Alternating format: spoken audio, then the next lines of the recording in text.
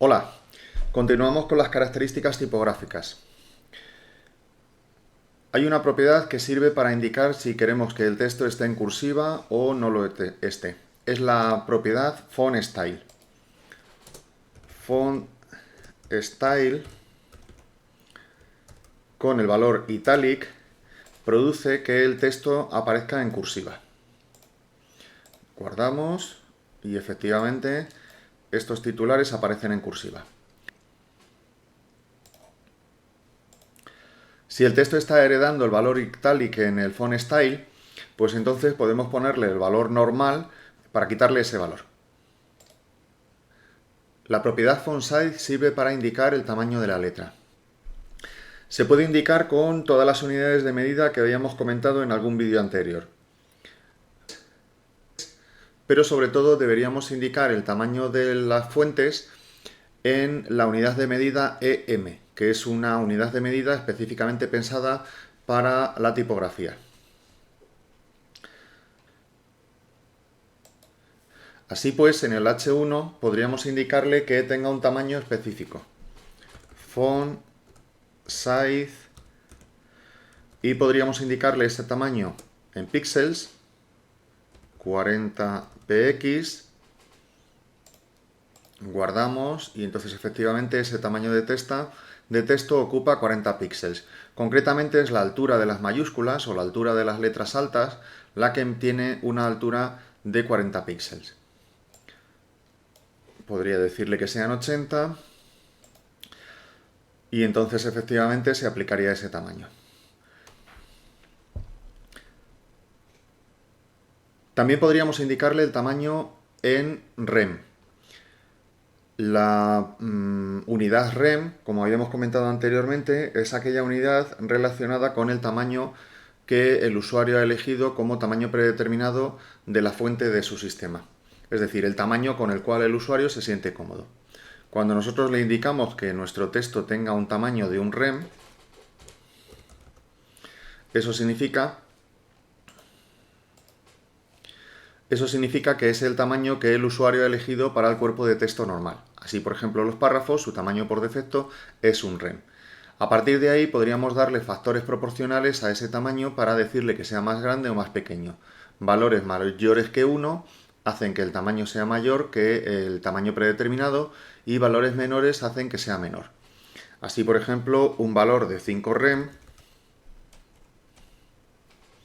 indica que queremos que sea 5 veces más grande de lo normal.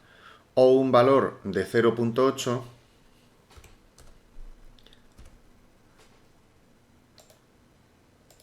indica que es el 80% del tamaño del texto normal. Este debería ser el tamaño mínimo al que pongamos los textos dentro de nuestro documento. Nunca deberíamos poner un tamaño de texto menor de 0.8 rem. Y ya que estamos tocando los decimales, comentar que siempre todas las decimales se indican con puntos. No se ponen comas para indicar los decimales. Finalmente voy a dejar este titular con un tamaño de 4 rem. La siguiente propiedad es font family. Font family sirve para indicar el tipo de letra. Podemos elegir en principio entre los valores predeterminados de los tipos de letra del sistema. Todos los sistemas operativos tienen asignados unos tipos de letra para ciertos valores predeterminados. Por ejemplo, en este H2 podemos font family y elegimos alguno de estos tipos de letra. Os aconsejo que le echéis un vistazo y veáis cuál es el tipo de letra asignado para cada uno de estos estilos predeterminados dentro de vuestro sistema operativo. Podría decirle que quiero utilizar la tipografía sans serif, que es una tipografía de palo seco sin remates, esta, o podría decirle que quiero utilizar la tipografía monospaciada, que es una tipografía normalmente similar a la de las máquinas de escribir, o podría decirle que sea una tipografía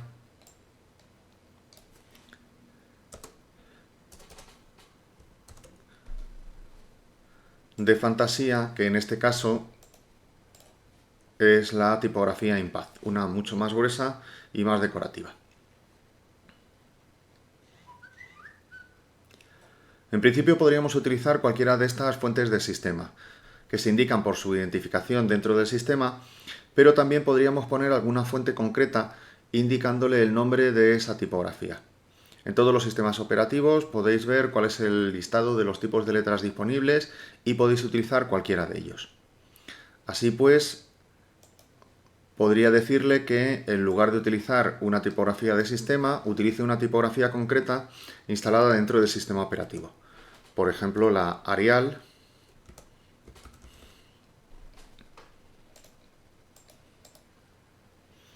o por ejemplo la Calibri,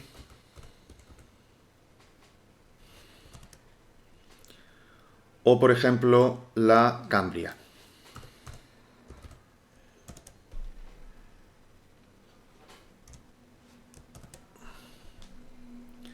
Todas estas son tipografías que suelen estar instaladas en todos los sistemas operativos. Podéis entrar en cualquier procesador de texto de vuestro ordenador y ver el listado completo de las tipografías que tenéis disponibles. Esas tipografías puede ser que no estén instaladas en todos los sistemas operativos. Podríamos tener una tipografía que no sea habitual, por ejemplo esta, y que posiblemente no esté instalada en el sistema operativo. Entonces sería conveniente indicarle una fuente alternativa, una fuente de sustitución, de tal modo que si no se encuentra la primera opción que nosotros le estamos indicando, pues entonces utilice la segunda opción de la fuente de sustitución. Y normalmente como fuente de sustitución pues se debería utilizar alguna de las fuentes del sistema. Así pues, si yo le digo que quiero utilizar la futura, pero mi sistema operativo no dispone de ella, pues entonces le pongo como fuente alternativa la sans serif. De este modo el ordenador, si no localiza la fuente concreta que le estoy pidiendo, entonces utiliza la fuente de sistema que le estoy indicando. Las fuentes concretas se indicarán entre comillas, a continuación se separará con una coma las siguientes alternativas y las fuentes de sistema se indican sin comillas. Estas son variables y estos son nombres de fuentes concretas. Otra vez, por ejemplo, en los párrafos.